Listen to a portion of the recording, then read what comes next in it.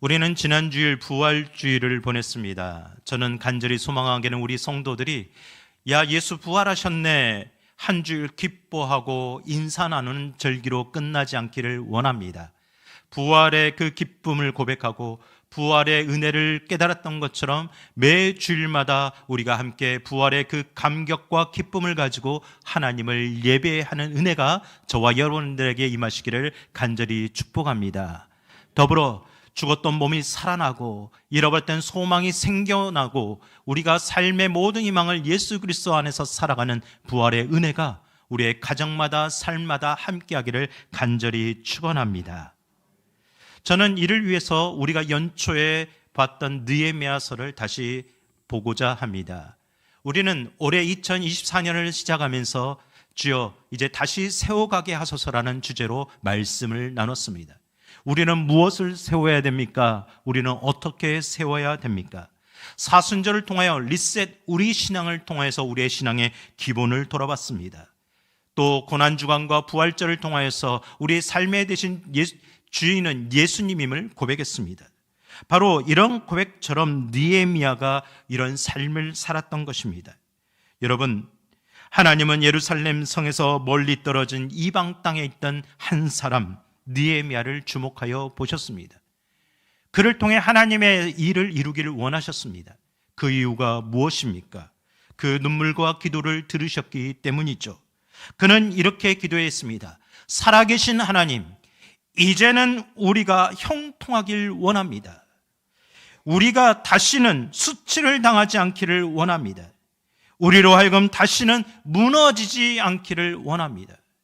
이 느헤미야의 간곡한 기도가 저와 여러분의 기도가 되길 원합니다. 사랑하는 성도 여러분, 부활의 은혜를 경험하셨습니까? 부활의 진리를 붙드셨습니까? 그러면 우리도 다시 한번 하나님께 구하십시다. 하나님, 우리로 하여금 이제는 형통하게 하옵소서.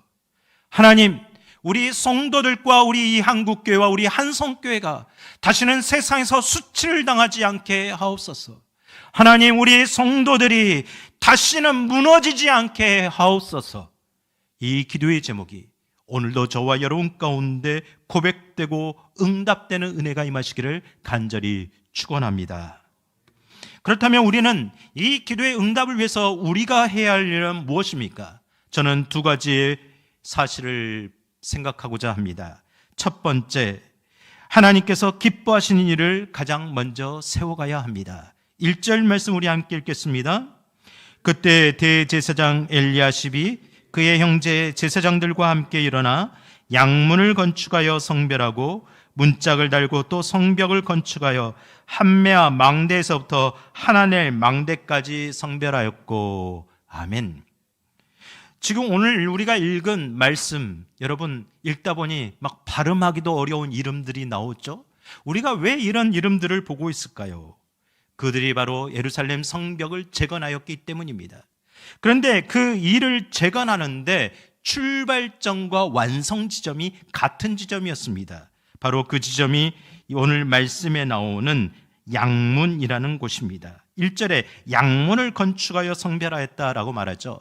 여러분 지도를 보시면 겉에 큰 부분이 옛 예루살렘 성의 부분입니다. 그리고 지난 부분이 느헤미야가 새롭게 건축한 예루살렘 재건한 성벽의 부분입니다. 그 부분에 빨간 부분이 양문인데요. 이 성벽을 재건할 때 빨간 화살표 방향이 보이죠? 그 방향으로 쭉 재건해 갔다라는 겁니다. 바로 느헤미야는 성벽 전체를 42개 구역으로 나누고 10개의 문과 4개의 망대를 다시 재건했습니다. 그렇게 재건할 때 시작의 양문, 그 시작점을 통하여서 마지막도 양문으로 끝났다라는 것을 보게 됩니다. 32절 우리 말씀을 한번 볼까요? 성 모퉁이 성루에서 양문까지는 금장색과 상인들이 중수하였더라. 즉 양문에서 모든 재건을 완성했다라는 말인데 왜 그렇게 양문에서 시작해서 양문에서 끝냈을까요? 양문이 왜 중요할까요? 여기에 영적인 의미가 있습니다. 양문은 말 그대로 쉽 게이트입니다. 여러분 위에 그림이 보이죠? 양들이 보일 겁니다. 양문은 예루살렘 성전 바로 옆에 있는 문이었습니다. 가장 가까운 출입문. 그곳으로 사람이 드나드는 것이 아니라 하나님께 제물로 쓰일 흠없는 어린 양들을 출입시키는 문이었습니다. 즉 하나님 앞에 제사를 드리는 그런 관련되어 있는 문이라는 거죠. 그로 인해서 그 문은 대제사장 엘리야십과 제사장들이 주도하여서 재건하였습니다. 여러분, 그 당시 예루살렘 모든 성벽, 성문은 다 무너져 있었습니다. 여기저기 보수해야 될 곳이 많았습니다. 함께 세워야 할 성벽과 성문들도 많았습니다. 그런데 왜 대제사장과 제사장들이 양문에서부터 재건을 시작하도록 그렇게 명령했을까요? 바로 하나님 앞에서 가장 먼저 우선적으로 재건해야 될 부분이 있다라는 뜻입니다. 그 시작점과 완성 지점이 하나님 앞에 드려지는 제사, 하나님 앞에 흠없이 드려지는 예배가 되어야 된다는 뜻입니다. 바로 느헤미야를 통해서 이스라엘 백성들을 향한 하나님의 깊은 의도를 말씀하고 있었던 겁니다. 여러분, 우리가 하나님 앞에 다시 한번 세워야 될 것이 무엇입니까? 우리나라와 민족이, 이 사회가, 모든 이들이 하나님 앞에 세워야 될 것이 무엇입니까? 과거 그들의 조상들은 하나님을 예배하지 않고 풍요와 번영을 줄 것이라고 생각했던 바알과 아세라를 섬겼습니다. 그때 어떻게 되었습니까? 완전히 망했습니다. 하나도 남김없이 무너지고 불타버렸습니다.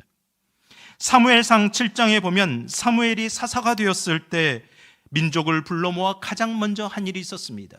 이방 민족 블레셋 침략으로 절체절명의 위기를 겪을 때 사무엘은 온 백성을 미스바 광장으로 모아들였습니다. 그리고 그곳에서 하나님 앞에 회개하며 눈물을 흘리며 주님, 우리를 용서하옵소서, 하나님 앞에 영적인 회복을 했습니다. 하나님 앞에 예배했습니다. 그렇게 예배를 회복했을 때 하나님께서는 이스라엘 백성들로 하여금 승리케 하셨고 평안한 시절을 보내게 하셨습니다. 이것이 우리에게 주는 영적 의미입니다. 여러분, 사회 시스템이 붕괴되고 경제가 무너지고 또는 전쟁이 일어나 패배하고 인간성이 무너지기 전에 가장 근본적인 예배가 무너지기 시작하는 겁니다. 그때부터 모든 것이 무너지는 겁니다. 우리는 이것을 잊지 않아야 됩니다. 우리 안에 예배는 생명입니다. 우리에게 예배는 모든 것의 기초가 되는 것입니다. 우리의 삶에서 예배가 무너지는 순간 하나님과의 관계가 무너지는 것이고 그 순간 우리의 삶도 무너지는 것임을 우리는 잊지 말아야 하겠습니다. 바로 이런 사실을 알려주기 위해 양문에는 다른 성문들과 다른 차이점이 있었습니다. 3절 어문, 6절 옛문, 11절 골짜기문, 14절 본문, 15절 샘문, 수많은 문들의 뒤에 각 마지막 절에 동일한 말씀이 나옵니다. 어떤 말씀일까요? 자물쇠와 빗장을 갖추었고 라고 말씀합니다. 모든 문에는 자물쇠를 잠궈 두었습니다. 그래서 출퇴근할 때 그 문을 열고 닫듯이 시간을 정해놓고 그 문이 열렸다라는 겁니다. 그런데 양문에는 자물쇠가 없었습니다. 왜 자물쇠가 없었을까요? 누구든지 자유롭게 언제든지 드나들 수 있도록 열어두었다라는 겁니다. 주님의 몸된 교회가, 우리 교회가 24시간 누구나 드나들 수 있도록 열어두는 것과 같습니다. 여러분, 여기에는 중요한 영적 메시지가 있는 겁니다. 하나님께 나올 수 있는 길은 항상 언제나 누구든지 조건 없이 나올 수 있도록 열려 있음을 기억하시기 바랍니다. 하나님께 나아가시기 바랍니다. 하나님께서 우리를 항상 부르시고 계십니다. 이런 의미에 따라 예수님도 요한복음 10장 7절에서 자신을 향해 나는 양의 문이다 라고 말씀하셨습니다. 그분이 왜 양의 문입니까? 자신을 통해서만 하나님께 나아갈 수 있는 유일한 문이라는 뜻입니다. 이를 위해 예수님이 십자가에 죽으시고 부활하셨습니다. 우리가 아무 자격도 아무 공로도 아무것도 없을 때 우리를 위하여 죽으시고 부활하심으로 말미암아 우리가 하나님 앞에 당당하게 나아갈 수 있도록 문이 되어 주셨습니다. 사랑하는 성도 여러분, 오늘도 우리의 그 예수 그리스도를 믿음으로 고백하며 하나님 앞에 나온 줄 믿습니다. 하나님 앞에 나오신 사랑하는 성도 여러분, 우리가 단순히 이 자리에 왔다 가는 것이 아니라 하나님의 은혜의 자리에 왔음을 기억하시기 바랍니다. 하나님이 돌보시는 자리에 왔음을 기억하시기 바랍니다. 하나님이 특별히 주목하여 바라보시는 자리에 왔음을 기억하시기 바랍니다. 이것이 느헤미야의 지혜였습니다. 느헤미야는 나라와 민족의 회복은 단순히 성벽을 보수하여서 안전한 나라를 만들고 우리의 가정의 울타리를 보수하여서 우리의 가정이 어느 누구도 침입하지 못하도록 안전하게 만들고 국방력을 튼튼히 하는 것에 달려있지 않다라는 것을 알았습니다. 그는 가장 먼저 경제의 회복과 정치의 안정과 세상의 평화를 원하는 것이 아니라 내가 먼저 우리가 함께 하나님 앞에 영적 회복을 하는 것을 원했던 겁니다. 하나님 앞에 온전한 예배자가 되는 것을 원했습니다. 이것이 우리의 모든 삶의 터전을 세우는 시작점이요 완성 지점임을 알았던 겁니다. 사랑하는 성도 여러분, 이 느헤미야의 지혜와 믿음이 오늘 우리의 지혜와 믿음이 되기를 간절히 축원합니다. 그러므로 잠언 16장 9절에 이렇게 말씀하시죠. 우리 함께 읽겠습니다. 사람이 마음으로 자기의 길을 계획할지라도 그의 걸음을 인도하시는 이는 여호와시니라. 여러분, 우리가 연초에 세웠던 새로운 계획, 새로운 시작, 새 봄이 되면서 새 출발하고자 하는 모든 것들 어떻게 세워가고 있습니까? 수많은 사람들은 자기계발서를 읽고 세상의 많은 강의들을 들으며 성공자들의 조언들을 듣고자 합니다. 물론 그것도 도움이 됩니다. 그러나 정말 그것으로 우리가 다 세워갈 수 있습니까?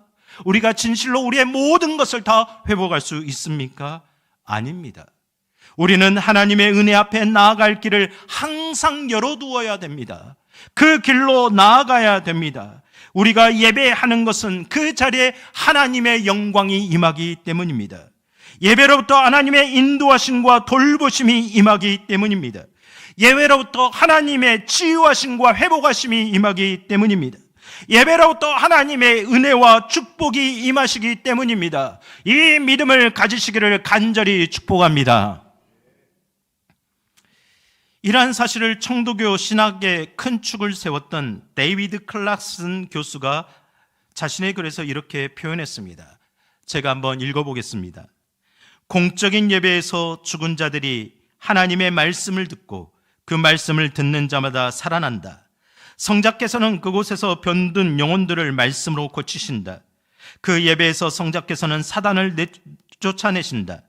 물론 하나님께서 공적인 예배에서만 이 일을 행하시는 것은 아니다. 그렇지만 공적인 예배는 주님께서 이러한 일들을 행하시는 유일한 정상적인 수단이다.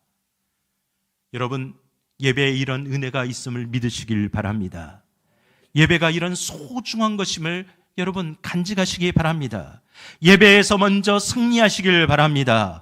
예배에서 먼저 성공하시길 바랍니다. 그때 하나님이 이렇게 약속하셨습니다. 민수기 6장 24절 27절 말씀을 우리 함께 읽겠습니다.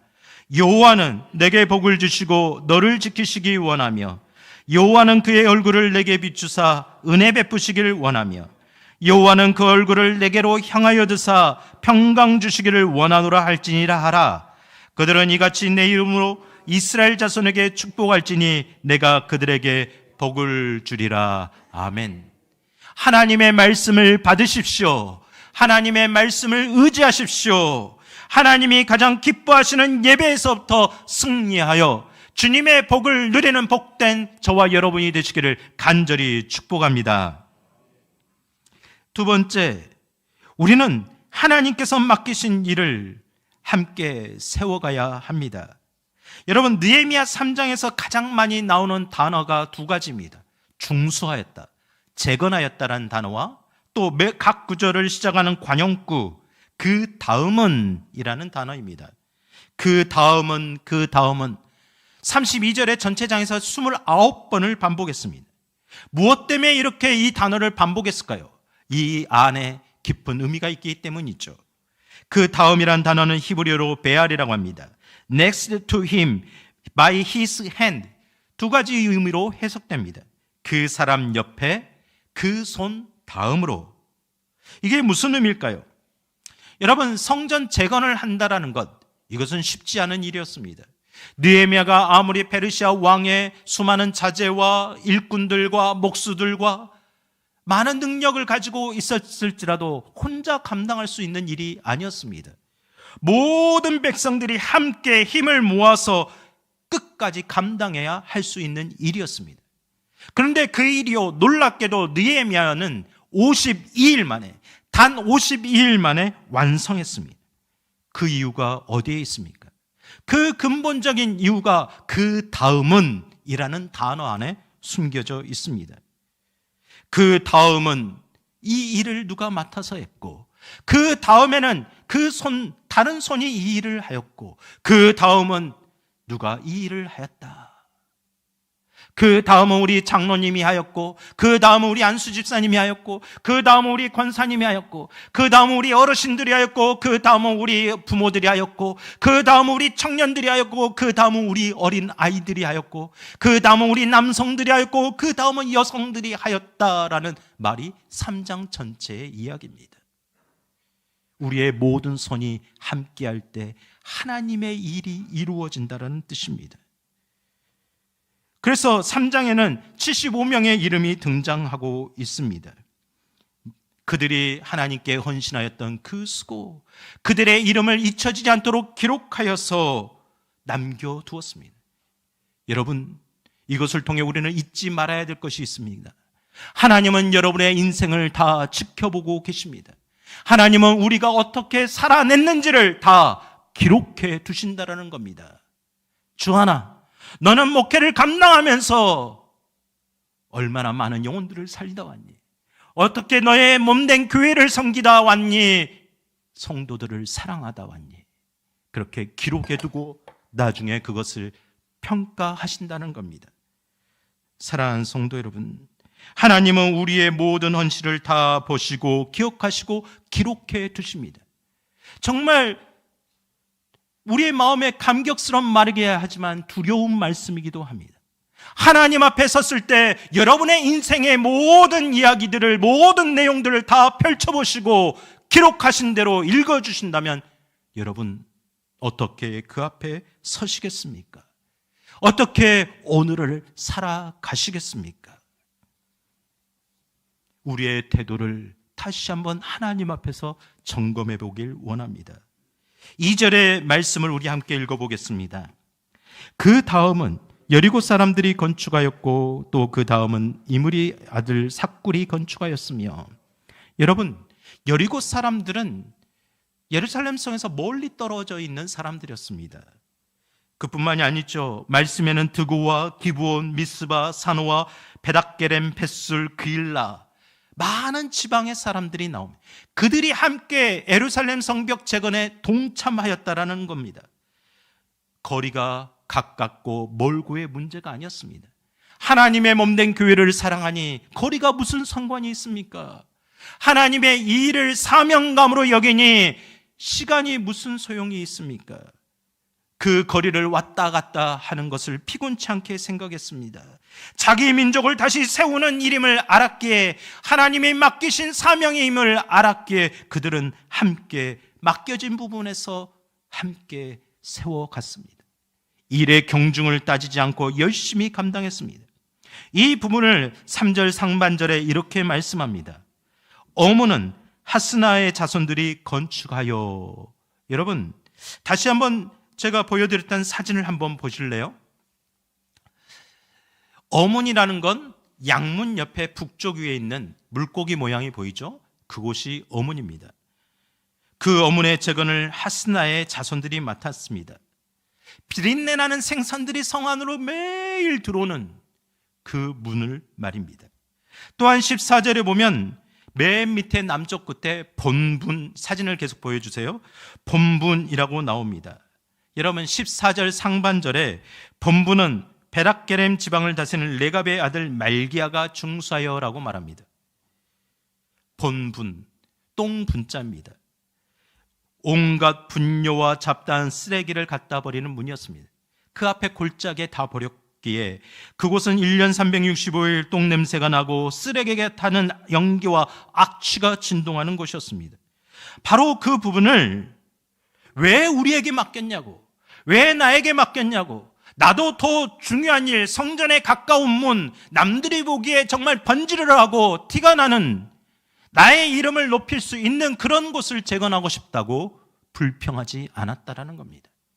그들에게 맡겨진 일을, 하찮은 일일지라도 성실하게 감당했을 때 모든 성문이 한꺼번에 완공되고 재건될 수 있었다라는 것을 말씀합니다. 여러분, 이것이 우리 그리스도인들에게 하나님의 일을 대하는 태도에 대해서 교훈하고 있습니다. 오늘 저와 여러분이 그렇게 해왔던 것처럼, 오늘 수많은 성도들이 몸된 교회를 섬기면서 그렇게 해왔던 것처럼, 하나님이 맡기신 일이라면, 교회에서 내가 맡은 직분이라면 그것을 사명으로 여기고 경중을 따지지 않으며 성실하게 감당하는 은혜가 저와 여러분 가운데 임하시기를 간절히 축원합니다. 이런 사람들 중에 우리가 눈여겨봐야 할 사람들이 있습니다. 4절 상반절을 보십시오. 함께 읽어볼까요? 그 다음은 학고스의 손자 우리의 아들 무레못이 중수하였고, 물의 모습, 4절인데요 말씀이 잘못 나왔습니다. 4절, 무레못은 바벨론에부터 가져온 성벽 재건에 필요한 물품을 정리하고 관리하던 서무직의 역할을 감당하는 사람이었습니다.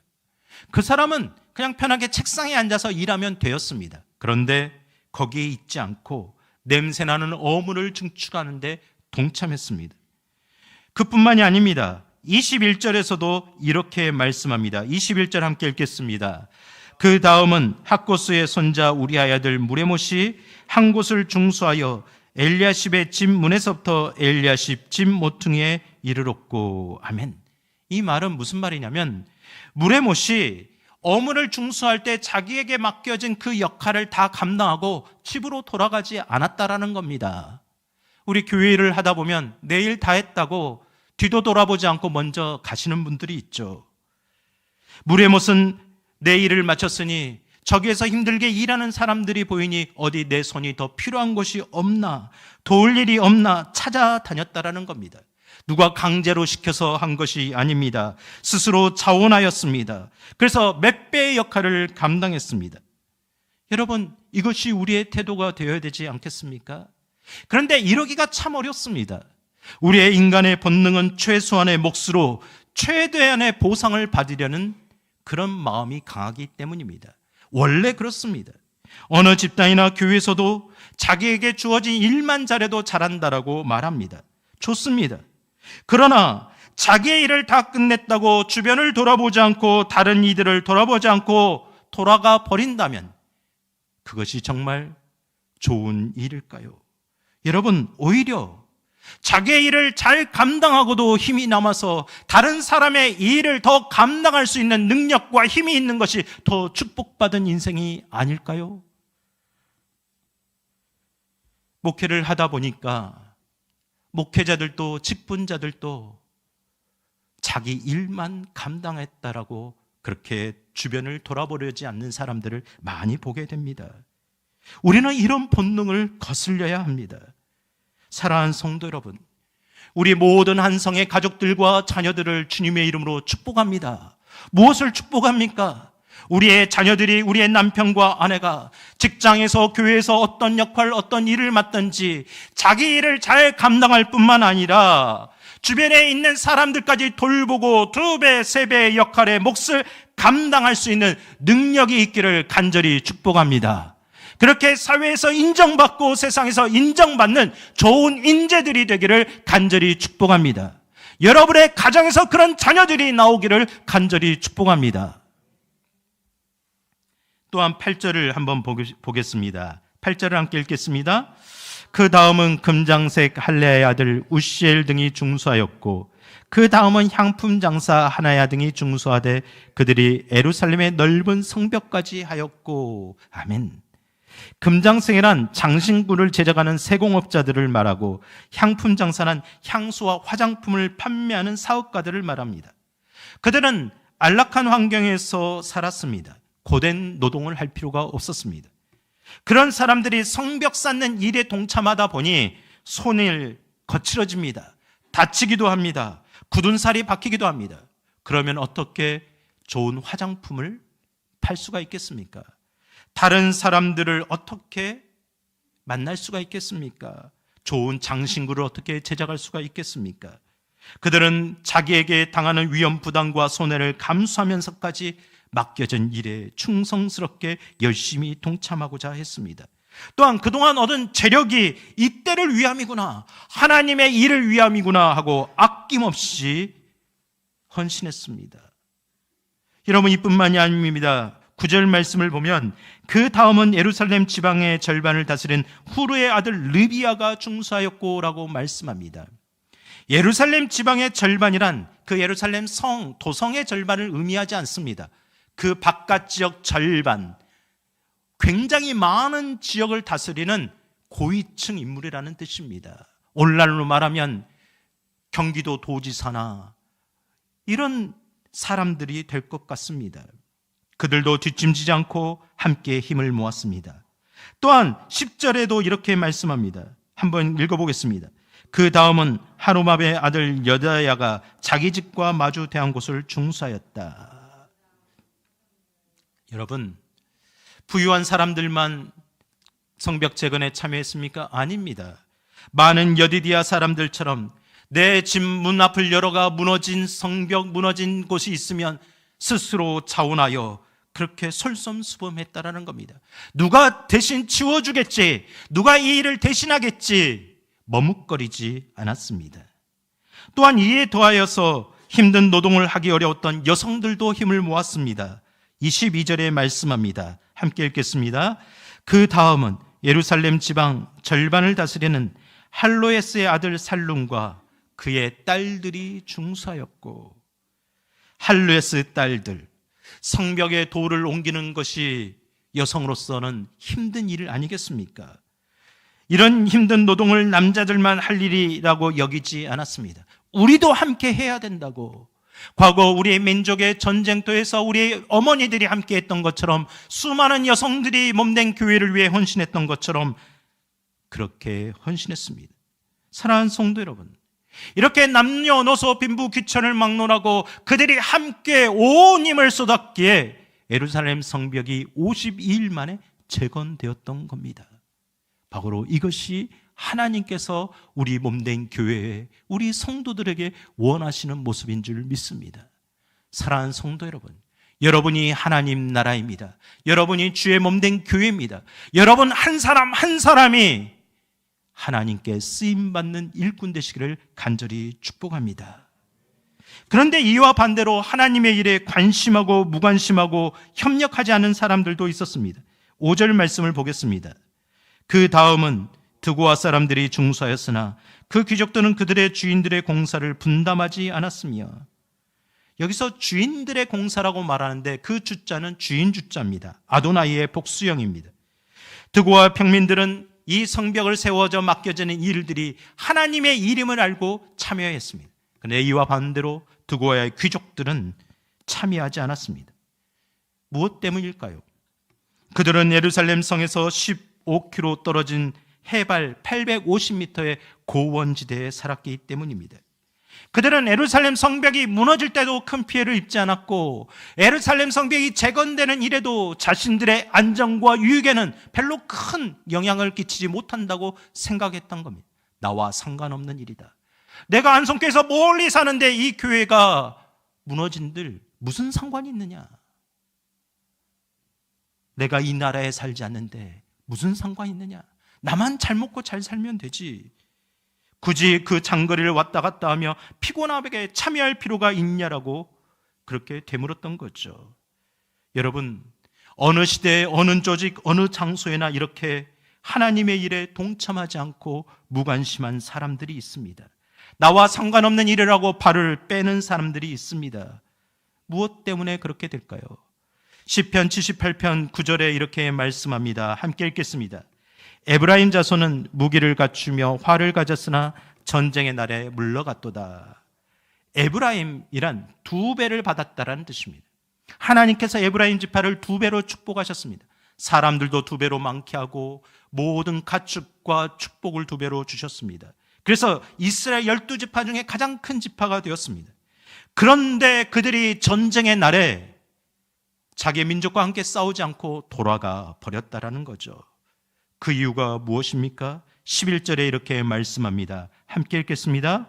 여호와께서 행하신 것과 그들에게 보이신 크게 기이한 일을 잊었도다.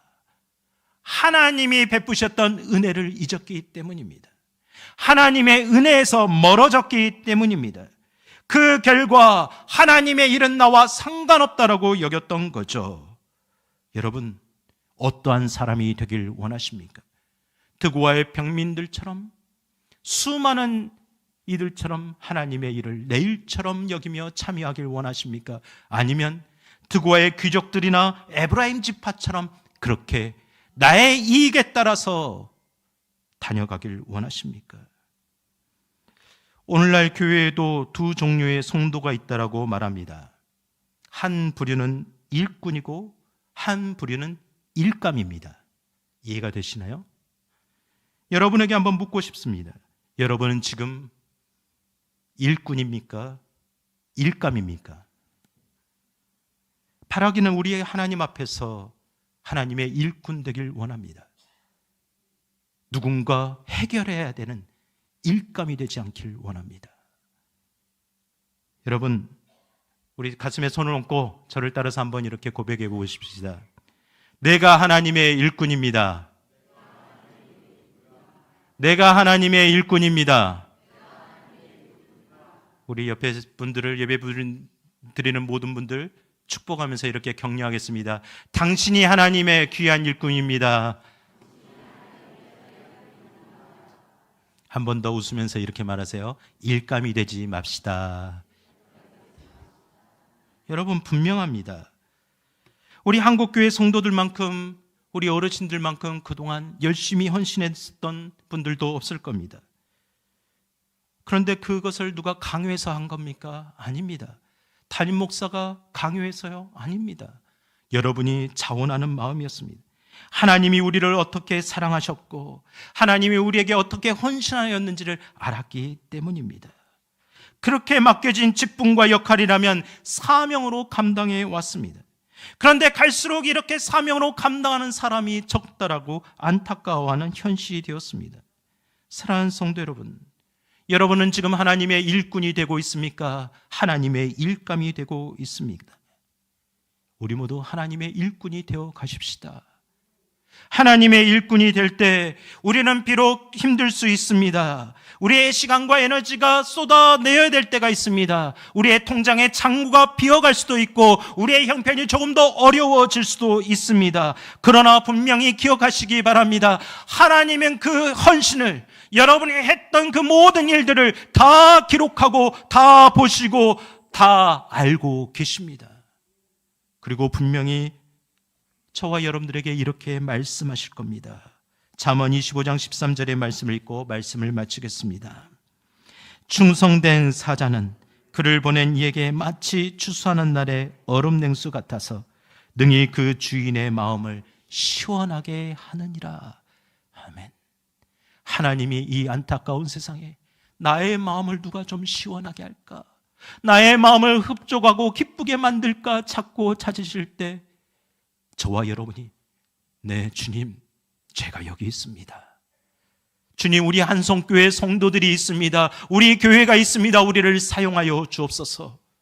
이렇게 응답하고 나가는 하나님의 귀한 일꾼이 되기를 간절히 축원합니다.